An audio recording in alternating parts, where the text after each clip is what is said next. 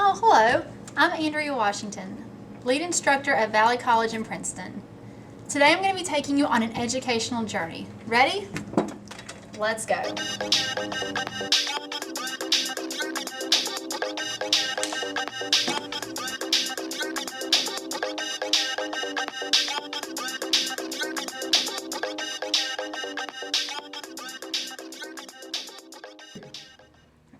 Hello everyone. Today we're going to be going over and learning study skills.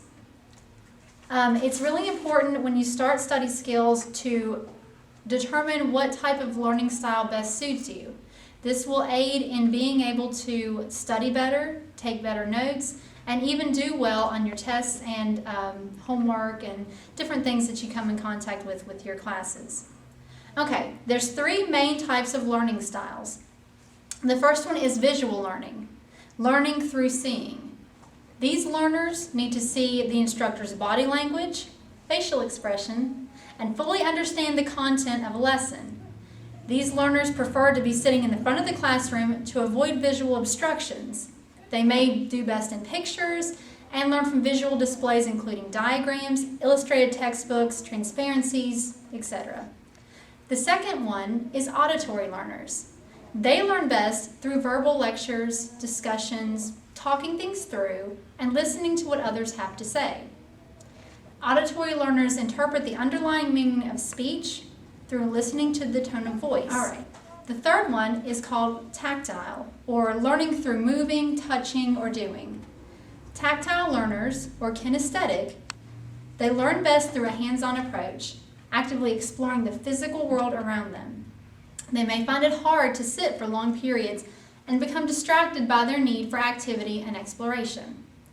Now, after being able to determine what your best learning style is, and some of you may have more than one, and that's okay, but being able to understand and focus on that is a key to being able to have better study skills. Note-taking. Almost anyone would agree, note-taking can be a real chore. Some instructors talk so fast that you cannot even begin to keep up. Others wander from one subject to the next until you can't even remember the points that they are trying to make. A fast talker leaves your hand numb from writer's cramp. A disorganized speaker leaves you dizzy with all kinds of information and confusion and only a few notes in your notebook. You need a better, more efficient way for taking notes. So, what a lot of students don't realize is that notes and note-taking are personal. No two students take notes in the same way, although each is trying to pick out the same main points from a lecture. Whether you consider yourself a skilled or unskilled note-taker, your note-taking can improve. You can learn to be more flexible and concise. All right, the first thing that you need to do is evaluating your present system. The first thing that you need to do is you need to understand the reasons for learning to take good notes. The first one is it helps you to pay attention. Write that down.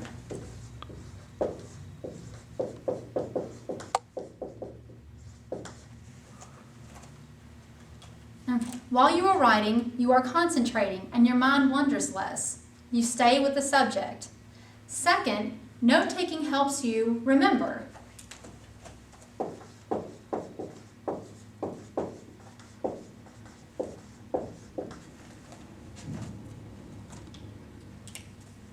Note-taking is like a muscle activity, and when your muscles remember better when they're exercised. Just kind of like riding a bike. You have to exercise it and get used to it, and it helps you to be able to, kind of get a feel for everything. All right, the third is note-taking helps you to organize your ideas.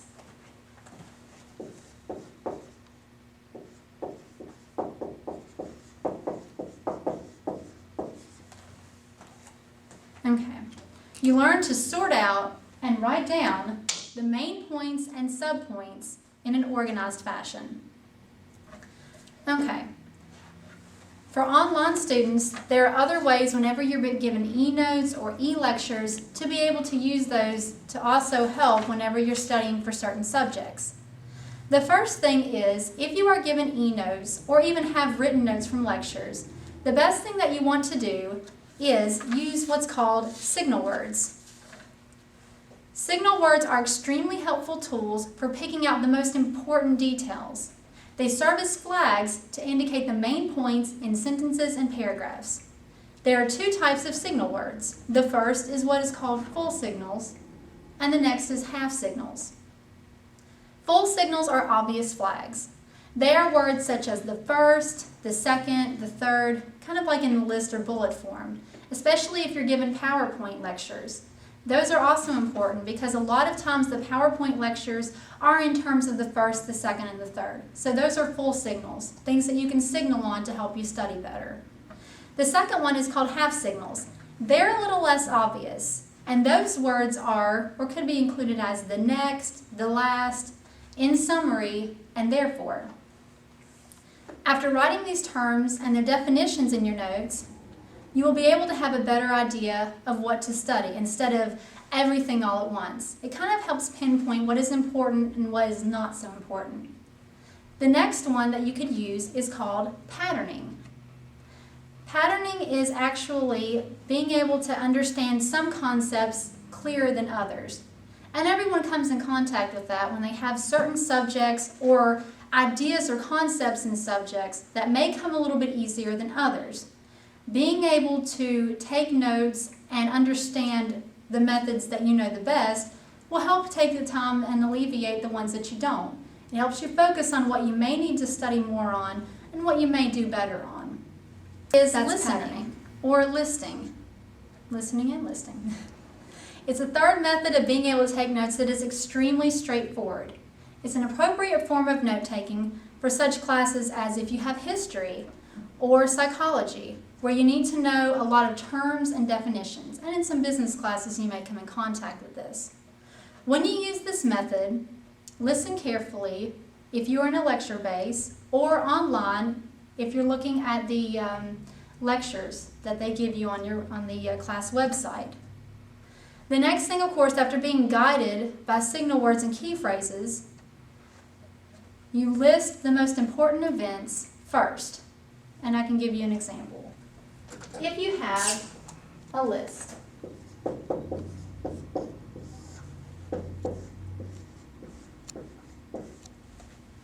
the most important things in your lecture start maybe by beginning with a heading. In this case, our heading is list, to give an example. So one of the things that you could do is, you could say, let's take history for example, learning about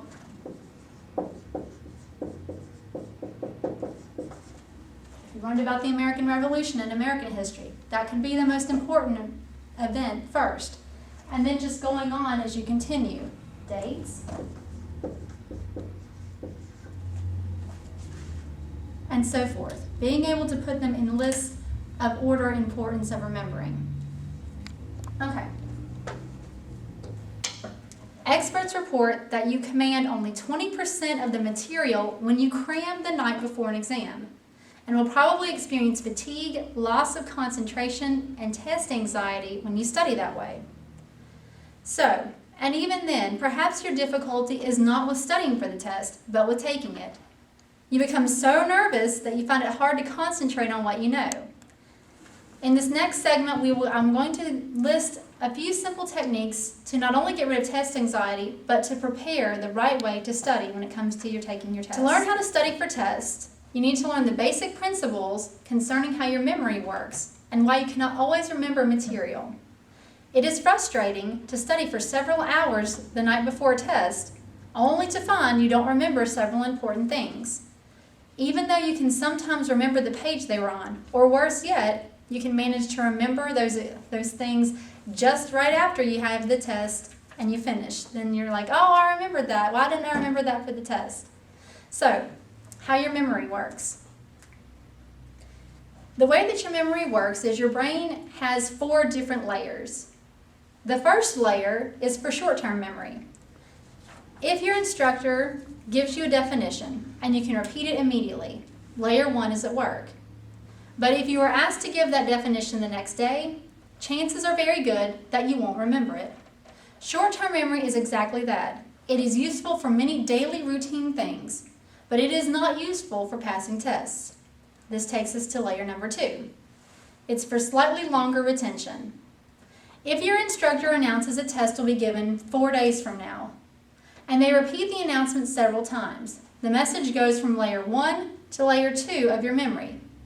To get into layer 2, you need the repetition of information that forces it back to that extra memory. It is still not reliable. You will study test material from the night before, but during the test, some, if not many, of the answers will escape you.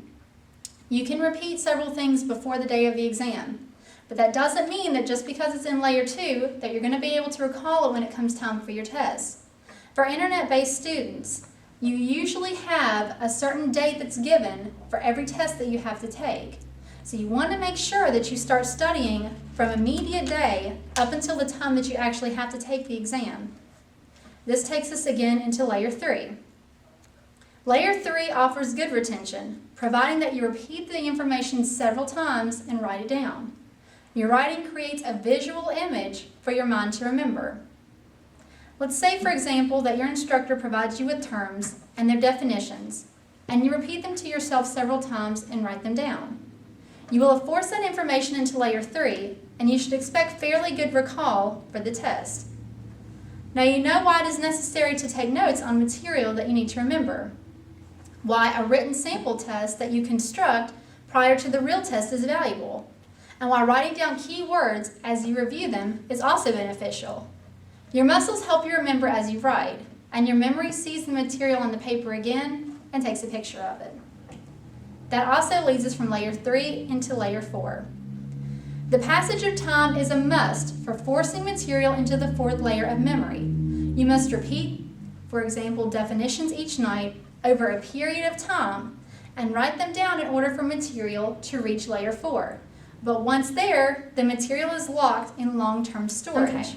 After you prepare your memory layers, then you can actually prepare yourself and anticipate what material will be covered on the test. This will be able to help with your studying in the 3 or 4 days or even longer that you're going to use to prepare for your exam. The first one is ask or anticipate what material will be covered on the test and write it down. The next one, find out what type of questions will be on the test. Number 3, discover how much of the test is based on your notes. Number 4, organize your notes and other study aids to correspond with the material you believe will be covered and the type of test to be given. Avoid cramming. Keep in mind that it takes time to get the material into the 3rd and 4th layers of your memory. So begin reviewing the material again 3 to even 6 days prior to the test. Prepare yourself the night before the test. And lastly, number 7, prepare yourself the next day, the test day. It's very important to be able to follow those. And as an instructor, I don't mind, and I know other instructors say this, if you have questions about the test and you're online, always email. We are so glad to answer questions, and don't feel that you're burdening in any way to get help that you need to be able to get the grade that you want. It's never a burden to ask about the exams or even the material.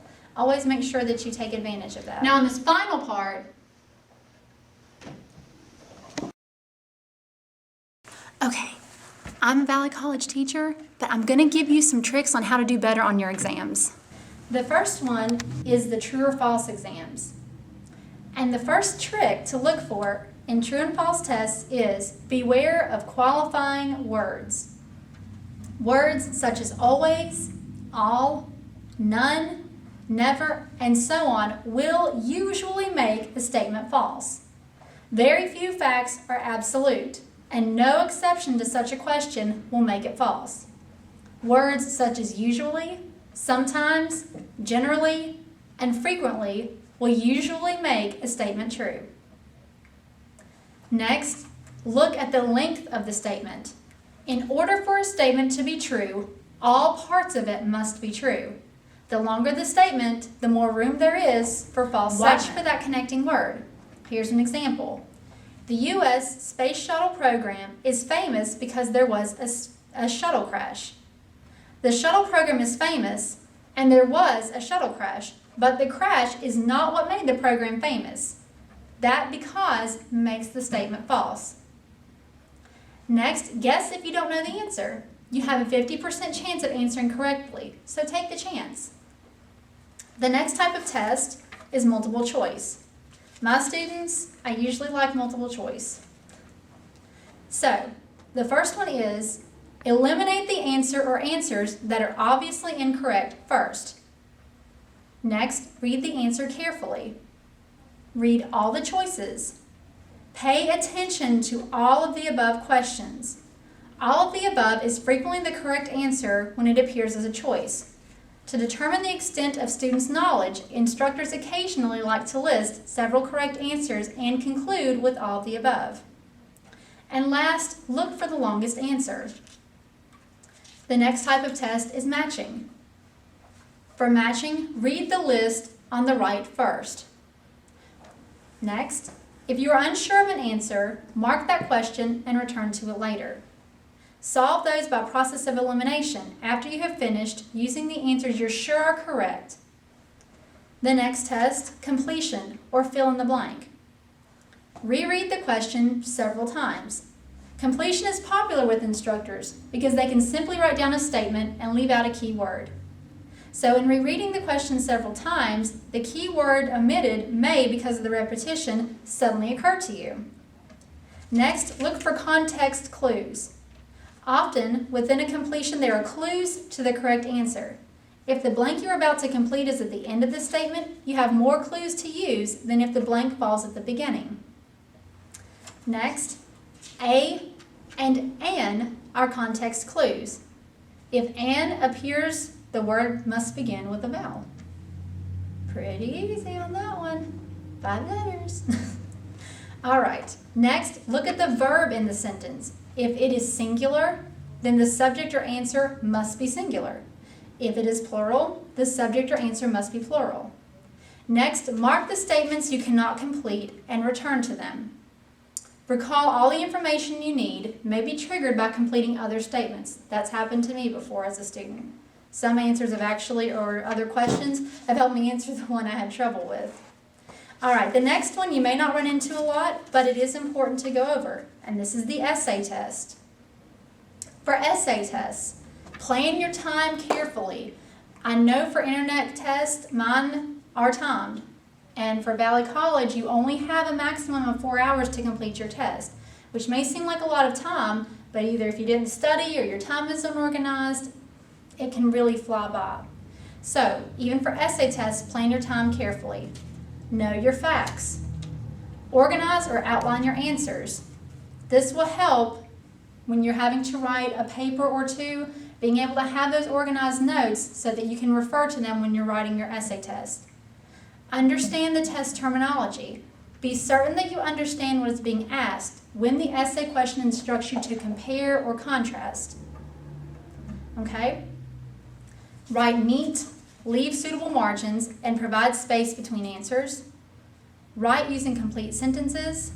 Restate the question in the first sentence of your essay. Don't stumble around. Get right to the point.